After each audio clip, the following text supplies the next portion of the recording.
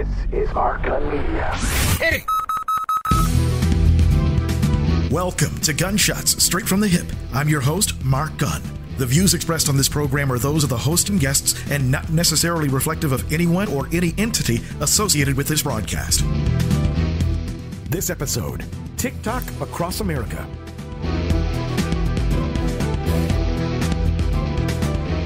I wanted to do something a little different this week. I have been using an app called Tik Tok for a long time now, and I wanted to spotlight it because there's such a diversity of thought and such a diversity of content. And then a lot of times, you learn a lot of stuff that you wouldn't have learned elsewhere. And this is a good place where critical race theory can come into play. This episode, you're going to be hearing some of the experiences of TikTokers from across America. Everything from politics to social issues, and maybe even a little goofy stuff too. If you don't like it, if you don't want your white children being taught that, say, white terrorists murdered black people throughout the South in a successful campaign to end the experiment of multiracial democracy and replace it with authoritarian apartheid, well, then that's critical race theory. You see how that works? So now the Republicans are railing about free speech to basically make it impossible or even criminal to teach certain things in schools. But it's all part of the same story, right? They're running back to the old tactics from the past while making it harder at the same time for people to learn the truth about that past. These are two fronts in the same war. It's the oldest battle in this country. Are we going to be a democracy for everyone or not? One of the big hot button topics right now is critical race theory. People are wringing their hands and gnashing with a whole lot of anxiety about whether or not it should be taught. Well, the game just got changed when the chairman of the Joint Chiefs of Staff, General Mark Wiley, was asked about the subject. Thank you, Mr. Chair, and thank you, gentlemen, for joining us today. I know my time is very precious, but I would like to yield some of my time to General Milley because I know that he had some comments that he wanted to make when Representative Gates was talking, as well as Mr. Waltz, about a similar subject of the stand down and race theory. Would you like a minute or so to comment on that? Do you remember what your line of questioning or thought was there? Sure. First of all, on the issue of critical race theory, et cetera, I'll obviously have to get much smarter on whatever the theory is. But I do think it's important, actually, for those of us in uniform to be open-minded and be widely read. And the United States Military Academy is a university. And it is important that we train and we understand. And I want to understand white rage, and I'm white, and I want to understand it. So what is it that caused thousands of people to assault this building and try to overturn the Constitution of the United States of America? What caused that? I want to find that out. I want to maintain an open mind here, and I do want to analyze it. It's important that we understand that because our soldiers, sailors, airmen, Marines, and Guardians, they come from the American people. So it is important that the leaders, now and in the future, do understand it. I've read Mao Zedong. I've read Karl Marx. I've read Lenin. That doesn't make me a communist. So what is wrong with understanding, having some situational understanding about the country for which we are here to defend? And I personally find it offensive that we are accusing the United States military, our general officers, our commissioned, non-commissioned officers, of being, quote, woke or something else because we're studying some theories that are out there. That was started at Harvard Law School years ago, and it proposed that there were laws in the United States, antebellum laws prior to the Civil War, that led to a power differential with African Americans that were three-quarters of a human being when this country was formed. And then we had a Civil War and Emancipation Proclamation to change it. And we brought it up to the Civil Rights Act in 1964. It took another 100 years to change that. So look, I do want to know. And I respect your service, and you and I are both Green Berets, but I want to know. And it matters to our military and the discipline and cohesion of this military. And I thank you for the opportunity to make a comment on that. Thank you, General. Thank you, Mr. Chair, and thank you, gentlemen, for joining us today. I know my time is very precious, but I would like to yield some of my time to General Milley because I know that he had some comments that he wanted to make when Representative Gates was talking, as well as Mr. Waltz, about a similar subject of the stand down and race theory. Would you like a minute or so to comment on that? Do you remember what your line of questioning or thought was there? Sure. First of all, on the issue of critical race theory, et cetera, I'll obviously have to get much smarter on whatever the theory is. But I do think it's important, actually, for those of us in uniform to be open-minded and be widely read. And the United States Military Academy is a university. And it is important that we train and we understand. And I want to understand white rage, and I'm white, and I want to understand it. So what is it that caused thousands of people to assault this building and try to overturn the Constitution of the United States of America? What caused that? I want to find that out. I want to maintain an open mind here, and I do want to analyze it. It's important that we understand that because our soldiers, sailors, airmen, Marines, and Guardians, they come from the American people. So it is important that the leaders, now and in the future, do understand it. I've read Mao Zedong. I've read Karl Marx. I've read Lenin. That doesn't make me a communist. So what is wrong with understanding, having some situational understanding about the country for which we are here to defend? And I personally find it offensive that we are accusing the United States military, our general officers, our commissioned, non-commissioned officers of being, quote, woke or something else because we're studying some theories that are out there. That was started at Harvard Law School years ago, and it proposed that there were laws in the United States, antebellum laws prior to the Civil War, that led to a power differential with African Americans that were 3/4 of a human being when this country was formed. And then we had a Civil War and Emancipation Proclamation to change it. And we brought it up to the Civil Rights Act in 1964. It took another 100 years to change that. So look, I do want to know. And I respect your service, and you and I are both Green Berets, but I want to know. And it matters to our military and the discipline and cohesion of this military. And I thank you for the opportunity to make a comment on that. Feedback about General Wiley's remarks came swift. Some in support. When I saw that video, it made me extremely happy to know that the commanding general of the United States Army, the Army Chief of Staff, recognizes that critical race theory is something that needs to be talked about to make our force a more well-rounded force and a more diverse force. Awareness is key. Knowing what to combat is key. We often refrain in the military from talking about racial issues because it's a very uncomfortable subject, a subject that is getting a lot more traction and a subject that is getting talked about a lot more. I am a trained equal opportunity leader within the United States Army. One day I will be a trained equal opportunity advisor. I'm also part of a diversity committee that is devoted to identifying and rectifying any racial issues within the unit. And not only within the unit, also within the surrounding communities that surround our installation. Knowing that the Chief of Staff said what he said helps a lot. And others took outrage. Sending our tax dollars to this military to an attempt to weed out so-called extremists, which just means conservative evangelical, as far as I can tell. And there's Laura Ingraham saying the quiet stuff out loud again, completely admitting that it's conservative evangelicals that are the extremists in the military. She's clutching her pearls because the Secretary of Defense, General Milley, had the audacity to promote diversity in the military. And then there was this. Is Congress not saying we're not going to give you a penny until all of this is eradicated from the military budget? Nothing. This is my offer to you. I mean, I agree we should audit the Pentagon and defund the military. Not for these asinine racist reasons, though. I'd like to remind everyone that Laura Ingram's family disowned her. They can't fucking stand her. Her own brother said she's a white supremacist. Laura Ingraham is the type of people we need to weed out of normal society and discourse. One of the other things we're starting to see quite a bit of, especially on TikTok, are white voices speaking out against racism. If you are white and you work somewhere predominantly white and you happen to have a person of color that is on your team, treat them as such. I say this because early on at my new job, we have one gentleman that's a person of color, and I noticed that unbeknownst to him, there were some microaggressions about his use of his phone and his attendance. So what did I do? Well, I fucking told him. I told him what those little white rednecks were saying about him and gave him a heads up. Because you know what those white rednecks didn't do? They didn't give him a heads up. They just complained to each other about it. If you notice that ish, pick a team and be on that theme. 100. More and more people are learning black history through TikTok. We built the country for you, fought, bled, and died to maintain the country for you. You ask us to pay taxes like everybody else. Wait a minute, we don't get justice. We give you our tax dollar to support a police department that doesn't respect us. We give you our tax dollar to support education that does not educate us properly. We give you our tax dollars. You spend $4 billion each year on Israel to maintain Israel in a welfare position. You send billions of dollars. You rebuild Germany. You rebuild Japan.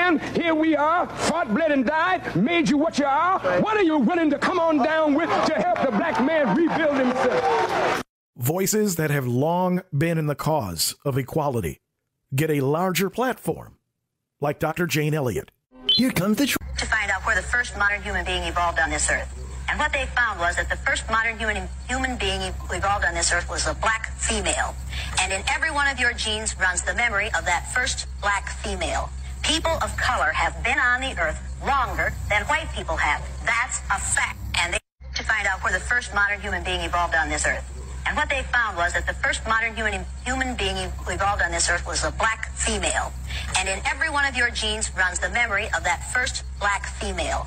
People of color have been on the earth longer than white people have. That's a fact. And they to find out where the first modern human being evolved on this earth. And what they found was that the first modern human being who evolved on this earth was a black female. And in every one of your genes runs the memory of that first black female. People of color have been on the earth longer than white people have. That's a fact. In addition to learning history, you're also getting a first-hand education about this country's racist past. Sundown Town is a place where if you're black, you do not want to be caught after dark, or if you're just non-white. I'm going to take you through an entire town in about 2 minutes. This is Millport, New York. I'm going to take you past the first place I ever got the N-word called to my face very, very loudly and very proudly. If you take a look to the right, you go up that hill and there it goes. Everybody up there is related, by the way. I am not joking. This is not a... It's like everybody's almost like their cousins or nieces or something. And we're just driving at this point. We're very close to the end. Once you see the trailer parks on your right, that will be the end of the town. I am not joking. You probably get through it in a couple minutes and look at all those American flags. Yeah, there's a Confederate one in the back, probably. I guarantee you. And we're driving. We are still driving. Yeah, if you're black, just don't get caught after dark. It does not feel safe. There is a bar not too far up the road. That's what the first time I got told I'll be hung from a tree, but not the last time out here because it's interior New York. Gotta keep it Mississippi. And we're driving, That ice cream place right there, the best ice cream ever. Like, and she wasn't from here. She's not Russian. Is she Russian? I don't think she's Russian, but I don't want to say she's the wrong thing, but she wasn't from here, and I love to support her. Same way as the Jamaican place that has been abandoned for I don't know how long. There's a Jamaican restaurant not too far out in Horses that I love to go to. It's black owned, obviously, and we're at the end of town. But yeah, Sundown Town places, it doesn't feel good. You're also learning that the sins of the past are very much present in the here and now. So there was a championship basketball game here in San Diego, California. Orange Glen High School versus Coronado High School. Coronado High School won the championship game at the buzzer, I might add, a fadeaway split. They won and took home the 4A regional title. Good for them. But instead of them taking the championship and going away with the W, they caught an L. In the midst of the coaches arguing, because I guess the coaches were arguing about something, the Coronado team got tortillas and decided to throw them at the predominantly Hispanic Orange Glen High School team. Now, there's one thing to be chippy in a basketball game, people talk trash, and there's another thing to be ignorant and stupid, and even borderline racist. CIF is doing an investigation, and Coronado High School says they're going to take swift action. With the climate right now, I hope whoever picked up a tortilla on that team and threw it needs to be used as an example and kicked out that team. Malcriados de mierda. There's even a special category called white folks getting tired of other white folks. So the IKEA store in Atlanta thought it would be a good idea to celebrate Juneteenth by sending an email to its employees that they were going to offer a special menu that day, a menu that consisted of fried chicken, watermelon, collard greens, and macaroni and cheese. I cannot understand the level of caucasity that went into this dish, the foolishness and fear that went into this dish, who came up with this dish, and who thought this was a good idea. IKEA, you had one job and all the way up. You all need some diversity training. Somebody get Auntie Jane Elliott to the IKEA Atlanta store now. White people, y'all really need to stop with this dish. One of my favorite things about being on TikTok is the open challenges that show just how loud and wrong some people can be. Africans came from a place of actual oppression while black Americans think that they're oppressed. All right, so a couple things, buddy. First, please define for us actual oppression. Then explain how the experience of black Americans doesn't line up with that definition. Then explain why you fancy yourself to be an expert on actual and fake oppression, such that you're gonna pit different groups of black people based on their origin against each other. You're sort of like the Oppression Olympics Grand Master, or is it Grand Wizard? From attempted deception through misinformation to wanting to claim victimhood? I am actually experiencing oppression. You want people to feel bad because you feel oppressed.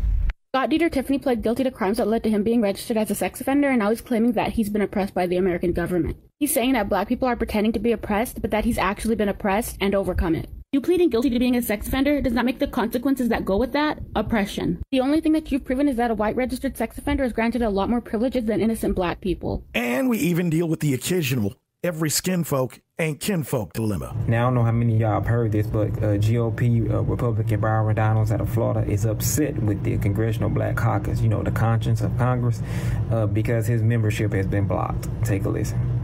Black Caucus because he's a Republican. In a statement to CNN, the CBC didn't comment directly on the situation, but said this: the Congressional Black Caucus remains committed to fighting for issues that support black communities, including the police accountability bill, protecting voting rights, and a jobs bill that helps our communities. We will work with those who share our values and priorities for the constituents that we serve. Yeah, this ain't nothing more than a stunt. Boy, you about a day late and a dollar short. Or I don't know, maybe it's because you got friends in low places. When people proudly have their Confederate flags, they're not talking about racism. They love their flag. It represents the South. What do you prefer, blacks for Trump or African Americans?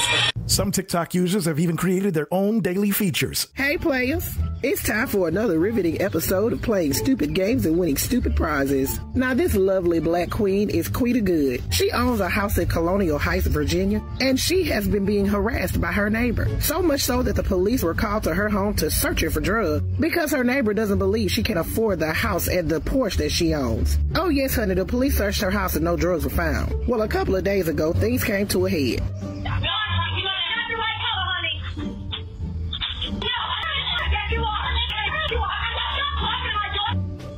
Oh, yes, she said her neighbor is not the right color and called her the N-word. But I don't think good old Hillary here thought things through because she had her work badge on. So Quita posted the video to social media. People came out to the neighborhood to protest, and Hillary's job was quickly identified, and the food bank fired that. Some creators are really good at using comedy to talk about the day's headlines. You know what I don't understand? Why do white people want to say the N-word when we have my guy, my dude? Hey, watch it, buddy. Whoa, cool it, pal. Listen here, Buster. January 6th, what really happened? Hello, children. You might have heard some crazy things about what happened on January 6th. A violent, armed insurrection. But knowledge is power. So here's the true story of that eventful day. The sun was shining and thousands of patriots had gathered to peacefully protest, huddling around that classic symbol of nonviolence, a noose and gallows. They're actually nonviolent, peaceful Americans. Their only crime was supporting Donald Trump. That's right, just a ragtag merry band of freedom lovers. And you know they're peaceful because they brought peace restraints and peace spray. And they tapped this one police officer with their freedom pole. You know, if you didn't know the TV footage was a video from January the 6th, you would actually think it was a normal tourist visit. And he would know because he was there to greet those tourists. You see, children, January 6th was much like the famous optical illusion. While some people see two women, other people see nothing at all. Supremacy? Yeah, do you even know what that is? Do you even know how to spell? Yeah, supremacy. S-U-P-R-E-N-C-S-Y. Supremacy. Do you know how to spell? Or are you just a bucula obtruculate? Because I'm not the one. I know a lot more than probably what you do. I'm probably older than you. I'm very sophisticated and I'm highly talented. Spell it one more time for me. For those men who say, why buy a cow when you can get the milk free?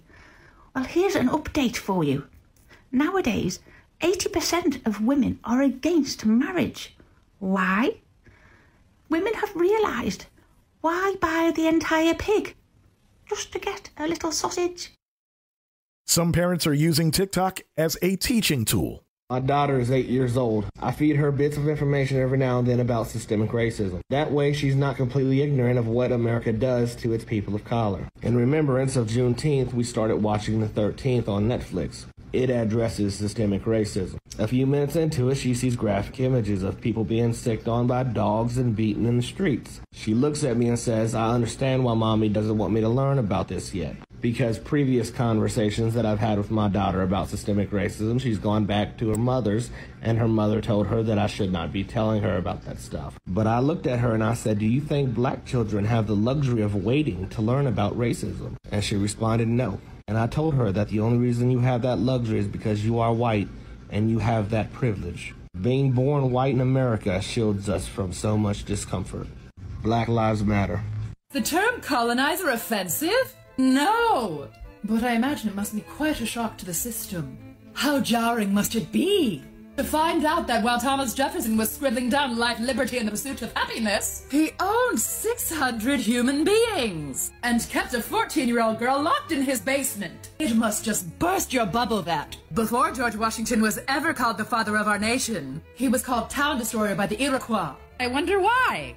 I don't know how to tell you this. There is no reality where the history you love and the history you'd rather forget are not the exact same history. The United States was founded on both and continues to uphold it. Stay uncomfy. Growing pains hurt. Not only can you hear from everyday people from around the world about the hottest topics of the day, but celebrities also weigh in, like D.L. Hughley. You said America is the only place on earth where you ask for justice, but you get a holiday. What were you thinking? Right.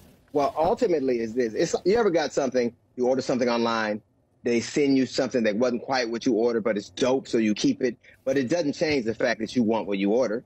What we ordered was justice. It's dope that we got Juneteenth, but what we, and then if they, I wish that they would kind of categorize it correctly. It wasn't the end of slavery. It was 2 years after slavery was abolished. Yeah. And we found out. So it was 2 years that the government was complicit in letting black slaves in Texas be in bondage. So even almost everything that happens here is, if you look under the surface of it, it covers up some pretty heinous things. So I think that it's horrible that we could get 50 senators to vote on Juneteenth, 100 senators to vote on Juneteenth, but not 50 to vote on the anti-lynching bill. I think that it's horrible that we can get 100 senators to vote, on Juneteenth, but not George Floyd. So, and I think it's crazy that we got a holiday that is, the abolition of slavery, where more white people will be off on that day than black people. So it's crazy. Well, it's, Dr. King's white birthday. White people get a day off of slavery. You're right. So, this is a point that... I think everybody should be off that day, except I think black people should be off and white people should have to go to work. I think that's the way. That'll be fair. So he is a comedian, everyone, but I think there's some seriousness. And look, and he's got his cocktail. So listen. Absolutely. Do you think, though, that's because you think there was such unanimous support because by doing this, right, sort of commemorating slavery, that it is deemed like, oh, this is something that's in the past and we shouldn't worry about? Yeah. You can't want to teach, and you can't want to celebrate Juneteenth, which is the end of slavery, but not want to teach it in your schools.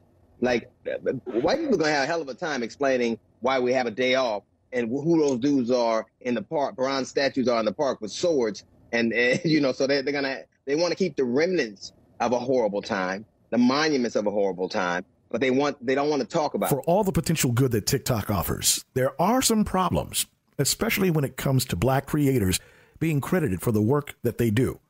So much so that black creators on TikTok are now on strike. We're going to put some respect on our names. Constantly choke out our content while simultaneously boosting our creators' dances. We're not here for your entertainment. It seems that this app has become more silent over the course of a few days only because black women and black men have said no. It's as if they've been telling the truth this entire time. Happy strike. And finally, even with all the craziness this TikTok application can bring, it can also share some really good news. I voted for Joe Biden this time. This is 99-year-old Osceola Fletcher, and after 77 years, last week he was finally awarded the Purple Heart for his service during World War II. Shortly after D-Day 1944, a vehicle that Private Fletcher was traveling in was struck by German missile fire as they delivered supplies to Allied forces in France. The driver of the vehicle was killed, and Private Fletcher was wounded, but still managed to carry out his military duties. The wound that Private Fletcher experienced from that incident, as well as many others, should have been qualified him for the Purple Heart. But like so many other black servicemen during World War II, that honor was denied to them because of racism. Osceola Fletcher was not only accepting this Purple Heart for himself, he was accepting it for every black soldier that was denied this honor during their lifetime. So take a moment with me and commemorate black excellence. Osceola Fletcher. This is 99-year-old Osceola Fletcher, and after 77 years, last week he was finally awarded the Purple Heart for his service during World War II. Shortly after D-Day 1944, a vehicle that Private Fletcher was traveling in was struck by German missile fire as they delivered supplies to Allied forces in France. The driver of the vehicle was killed, and Private Fletcher was wounded, but still managed to carry out his military duties. The wound that Private Fletcher experienced from that incident, as well as many others, should have been qualified him for the Purple Heart. But like so many other black servicemen during World War II, that honor was denied to them because of racism. Osceola Fletcher was not only accepting this Purple Heart for himself, he was accepting it for every black soldier that was denied this honor during their lifetime. So take a moment with me and commemorate black excellence. Osceola Fletcher.